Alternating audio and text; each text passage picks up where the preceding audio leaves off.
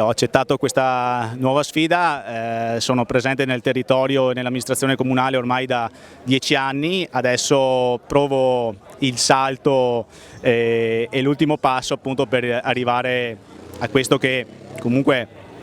è un obiettivo che oltre ad essermi prefissato è una qualcosa che la gente mi ha chiesto di candidarmi, di andare avanti con questo, di portare avanti questo progetto iniziato con il sindaco Gianangelo Boff e che è giusto proseguire questa ondata di innovazione, di crescita per il comune di Tarzo. È da diversi mesi che insieme a un bel gruppo di persone stiamo costruendo e abbiamo costruito un programma elettorale che si basa su 5 parole che sono crescita, tradizione, sicurezza, qualità e collaborazione. Io penso che la gente abbia visto come ho lavorato in questi anni, con quale attenzione abbia seguito le varie problematiche che la comunità, i cittadini mi segnalavano, come abbia voluto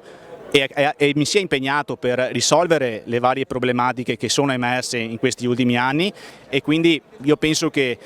la gente non abbia nessun problema nel dire e nel valutare come io ho lavorato in questi anni. Direi che il risultato di questa amministrazione, di 10 anni di amministrazione, è sotto gli occhi di tutti.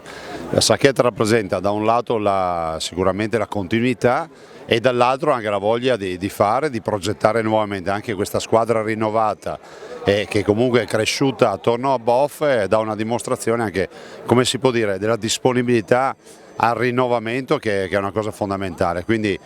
continuità e rinnovamento. Potremmo anche chiudere e pensare a uno slogan, no? L'impegno continua l'impegno di Sacchetta nel portare avanti l'amministrazione e di Boff che fa un passo non indietro ma a lato, si mette a disposizione come un semplice consigliere o cittadino cercando di aiutare la nuova squadra, quindi i cittadini di Tarzo hanno una grande opportunità di scegliere Sacchetta e ovviamente dare continuità a questo impegno che continuerà. Al di là della politica poi si premiano le persone, penso che Gianangelo Boff sia stato premiato perché è Gianangelo, così sarà per Sacchetta e sarà per i ragazzi della squadra e le signore della squadra. Dico anche che ho avuto modo di conoscere da vicino questa amministrazione, ad esempio con le alluvioni 2012-2014, insomma qui si sono fatte le opere velocemente e abbiamo visto sempre il sindaco con gli stivali, amministratori con gli stivali, sempre in mezzo al pantano, pronti a intervenire e noi l'amministrazione vogliamo così, la Lega propone questa. È un'esperienza sicuramente bellissima per uno che ama il proprio paese, per uno che ama la propria comunità,